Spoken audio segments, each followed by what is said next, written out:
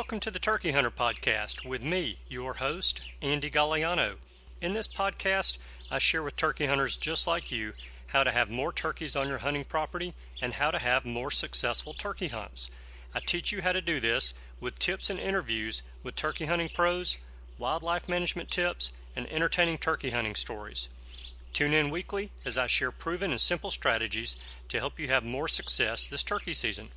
Make sure to head over to www.iamturkeyhunting.com to subscribe to receive free turkey hunting tips, tactics, strategies, and product reviews. Also, please visit and like my Facebook fan page. Go to Facebook and search I Am Turkey Hunting, and also feel free to post your turkey hunting photos from this past season and let us know where and when you killed your bird. For all of you Twitter users out there, please follow me on Twitter, where my handle is @TurkeyHitman, and I will be sure to follow you back. And now, for this week's show. Hello and welcome to this week's episode of the Turkey Hunter Podcast with me, your host, Andy Galliano. And in this week's episode, we have Trent Masterson, who's back for part 3 of episode 6, where he is talking to us about trapping wild turkey predators. That is both your nest predators and your adult and poult turkey predators. And in this episode, Trent tells us what the odds of catching a non-target species are in our trap, what to do if we do actually catch one. He's also going to talk to us about the best ways to dispatch an animal that we trap, and he's going to share with us an awesome turkey hunting story.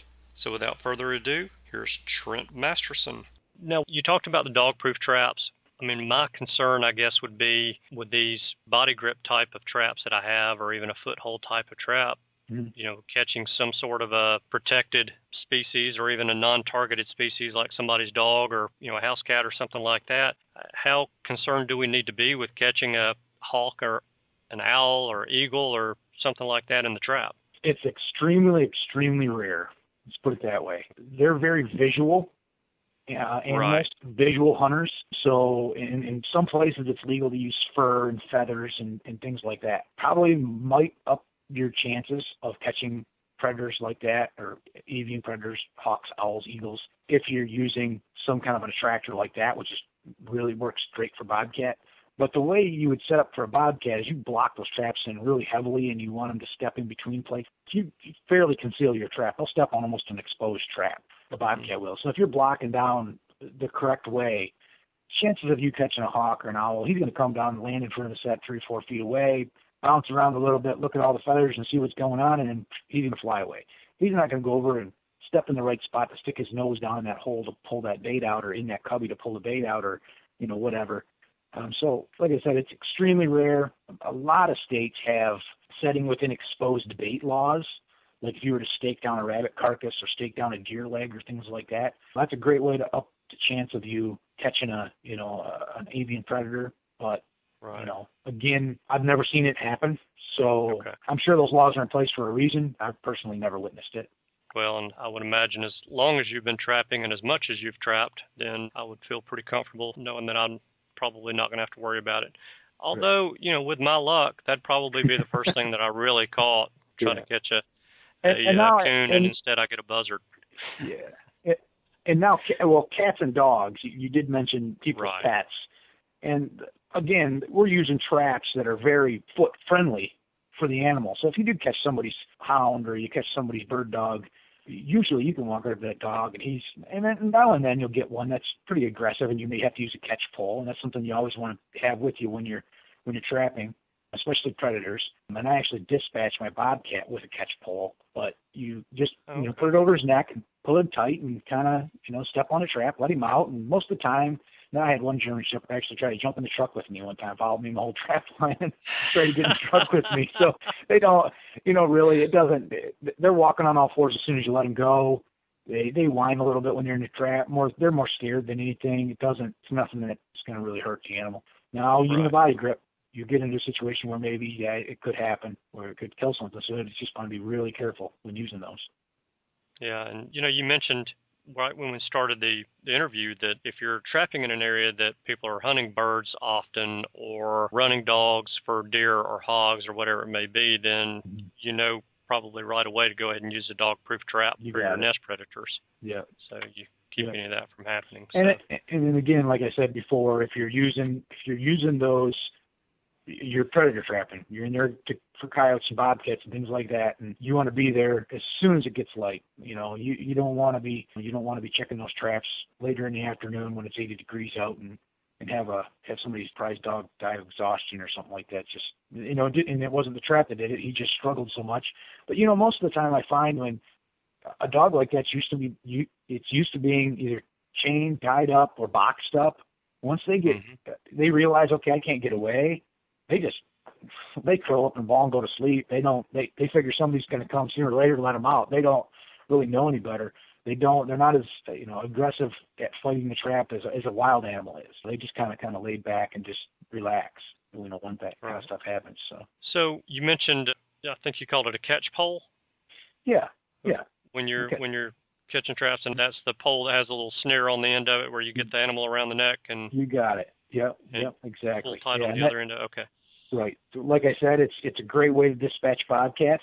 Their arteries are high in their neck and they sit close to their muscles, and you can put that around their neck, noose them down, and literally within seconds they pass out and it dispatches them. It's blood free, very humane. That's the most effective way to dispatch a bobcat.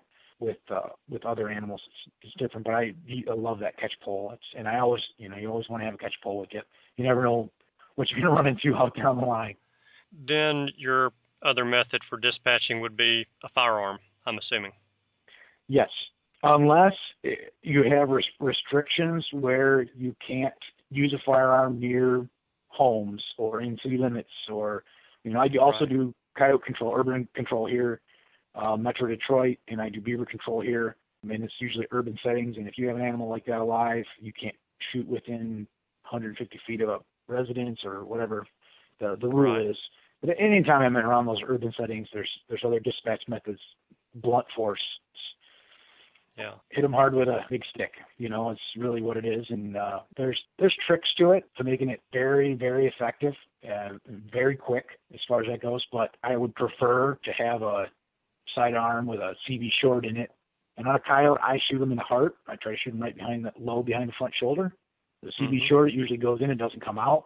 Very, very little fur damage. That's usually the best way to dispatch them, is behind the front shoulder and have them pass out. And I would imagine, too, with the bobcats, you probably, because they're so soft-skinned, you probably don't want to shoot them with a gun anyway if you're using them for... Exactly.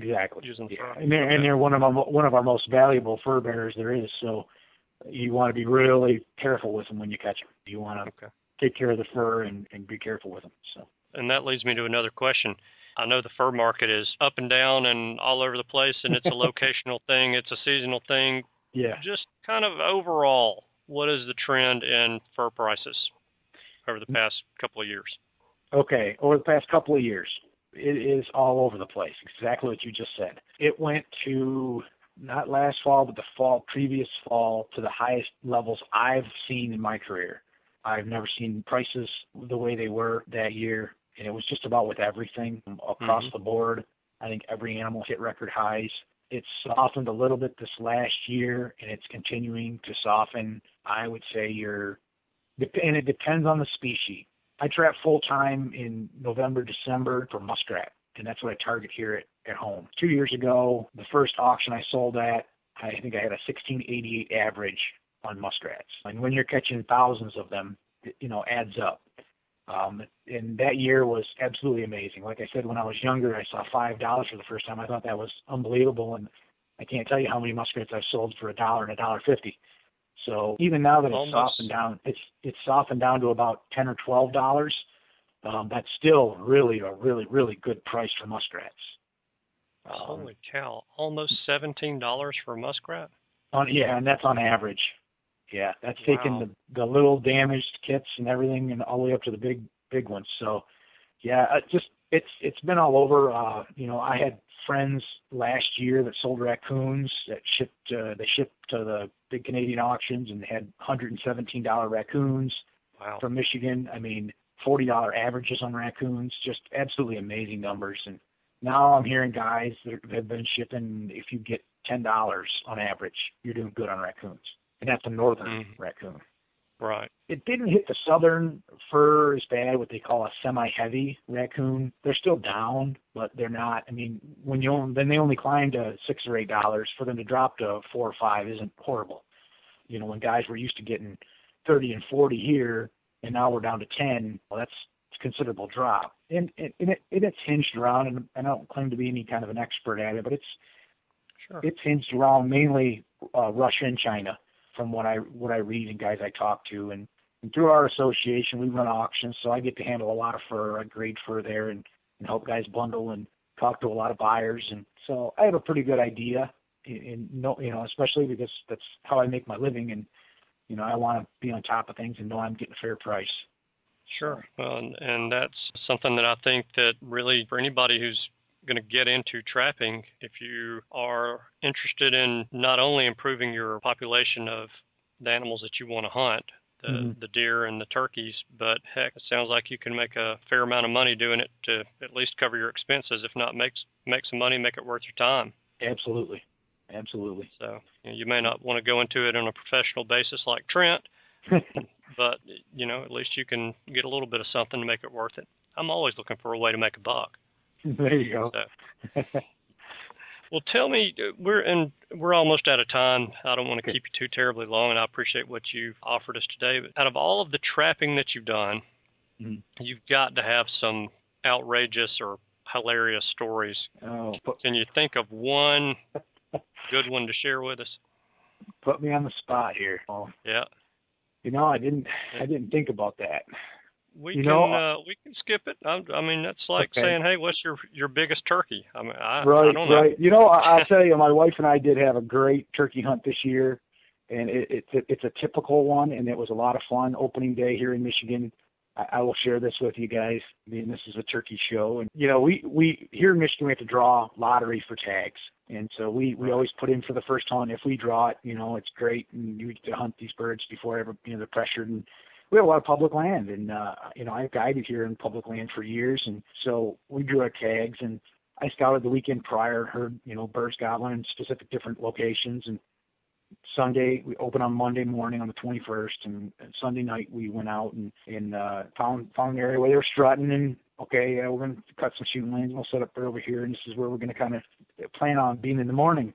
So opening morning we get out there and set up, and we didn't really actually even sit down. We got to where we were going to sit down, and in the dark they were gobbling one ridge back from where we were planning on sitting in this opening.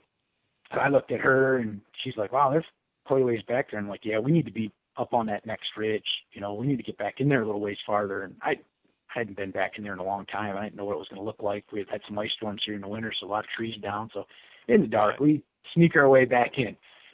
We get our way back into the top of this ridge, and as typical on opening morning, I want her to shoot first, and so I face her where I think the birds are going to come, and I sit with my gun in my lap, over her left shoulder, and call. So these birds work for a while, and then birds gobble behind us, and there was 3 or 4 of them on the ridge in front of us, and there's 2 little water holes to our left and right, and these birds should come right down the top of this ridge right to us, and they start flanking off to the left, and I'm calling, and they're gobbling, and the one behind me starts closing in, and so these 2, and they were 2-year-olds, and they come all the way around the pond, and they're closing the distance, and they're right in front of me. They're coming in front of me, and I'm trying to kind of get her to kind of get around my direction as best she can, and right across in front of me, there's this big deadfall from all the ice storms over the winter. It probably stands up 2.5 to 2 feet off the ground, the top of it. So as the turkeys are approaching, I can see their feet under the log, and every once in a while when they'd stand up and weren't strutting, I could see their head over the log. But I couldn't really have a clean shot, and this log's out there about 20 yards, and they get right up to it, and I whispered to her, I think they're going to go around the right side of this log. And the way that turkey looked to me, I thought, he's going to jump up on top of that log. And I whispered back to her, I said, if he jumps up on top of that log, I'm going to shoot him off the log. And sure enough, right at the last second, the first bird jumps up on the log, and he stands there craning up. And 20 yards, I knocked him off the log. So he falls off the backside of the log, flopping, and then his buddy, how they normally do, he comes running up thinking, whatever they think, if he's got a hen there or whatever. So I call a little more to him. Coach her, get your gun around here. Get your gun around. And I call a little bit more and give him some fighting purrs and things, and he jumps up on the log. The next bird jumps up on the log and starts to walk away, and she shoots that one and knocks him off the other side of the log. So we doubled up opening morning. So we had a really good fun hunt. Man, that's awesome. Yeah. That's awesome. And got them to jump up on the log too. It's not all that common. They'll do it, but it's not all that common that they do that. So I know here in Alabama, if you have a deadfall between you and a turkey, you can just about just turn around and go back to the truck. Exactly. They're not going to do anything. Yeah. But that's awesome. I love stories like that, especially doubles, and then you get to share a double with somebody you care about, and makes it even that much better. Well, we're going to wrap up here, but you have a trapping service, and you do this for people who own ranches, for hunting club leases, that kind of thing, and you travel around the country and you run traps, like you said, for a week, 2 weeks time, however long somebody wants to hire you. How would somebody go about getting in touch with you to hire you to come out and trap, or to just get a quote? Yep. Best way is just to call me on my cell phone. I'm also a carpenter. So if it goes to voicemail, you'll get my Oakwood Floors voicemail, but you can just leave a message for me, and my number is 248-431-8712. Just give me a call, and we can kind of talk about your situation. And I usually try to spend January, February, and part of March doing control for different places. So yeah. And so you've had your trapping business for how long? Oh gosh, I've been doing it now. Well, full time professionally for about 7 years now. Okay. Yeah, so just a short time, not real long, but the fur market climbed, and I started doing it full time in the winters. Before that, I was a carpenter, and I still run my small business, and I just take time off in the winters to do what I love to do. And so your bait product, again, you said you sold that company, but how long has your bait product been around? And I guess, really, when did you formulate that? You said it was right around the time the dog-proof traps. Yeah, it's been about 7 years now that it's been out. I'm on the market for maybe 5, really on the market, but I've had it around for about 7 years. Awesome. Well, again, I greatly appreciate you taking your time to come out or not come out, but I appreciate the time that you've taken to take the call today and talk to us, introduce us to trapping for those of us like me who don't know a whole heck of a lot about it. I've learned a ton from you, and I really appreciate that. I'm not only for the show, but I'm just interested in it, period. Okay. And, so I appreciate you spending your time with me to do that. And for those of you who are going to buy some traps, or maybe you have some traps and you're like me, you just haven't broken them out in a while to set them, and you're going to try to work on predators, you're not going to eliminate all of them unless you're hunting a fenced area. If you're hunting a high fence area, and you can do a lot of good trapping predators in a high fence. Oh yeah. But you can surely make a difference in your turkey and deer population, and again, your quail population is something that Trent touched on as well. Yeah. But you can do a lot of good with that by trapping these predators. And if you're at your hunting camp, if you're at your hunting lease, and you're there for the weekend, or you're there for a 3-day weekend like I will tend to do, why not set the traps and just run them? I mean, heck, if you, like I said earlier, if you catch one coon, that's one less coon you have to get into a turkey nest. So definitely worth it. And Trent, we appreciate all the tips and information that you gave us today. And I'm going to end the recording, but I'm going to get you to stay on the call with me, and I would love to set up another time to get more into detail with choosing a trap location and setting the trap and that kind of stuff. And maybe we can set that up for next month sometime. Sounds great. Thanks, Andy.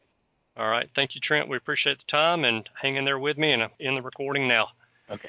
Thanks for tuning in to this week's episode of the Turkey Hunter Podcast. Again, if you'd like to get in touch with Trent, his number is 248-431-8712. I know he would be glad to speak with you about giving you a quote to do some trapping on your property. And if you have any questions, I'm sure he'd be happy to talk to you and help you out with those as well. Be on the lookout for upcoming episodes of the Turkey Hunter Podcast. We have some great episodes coming up. I'm going to be doing a few episodes on hunting public land, as well as an episode about cooking your wild turkey, and how to prepare and cook your wild turkey. Again, thank you for tuning in. I look forward to seeing you next week, and I hope you have a great week.